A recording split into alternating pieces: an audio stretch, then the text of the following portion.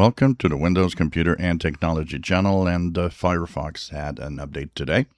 So if you go and check out your Firefox browser, upper right hamburger menu, go to Help and About Firefox, you will be moved to version 152.0.2.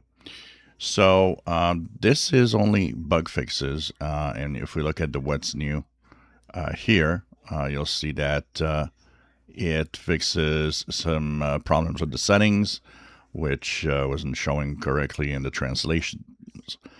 Fix new tab content that doesn't match the language of the display.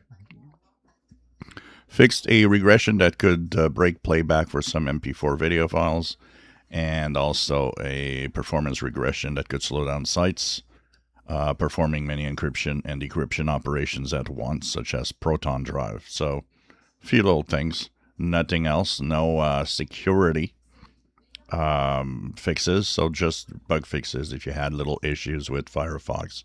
Well, this is fixing it today. So of course that's rolling out. If you're using Firefox, it will update automatically if you don't even do it, but you can go and check it out and update. It is just a few bug fixes.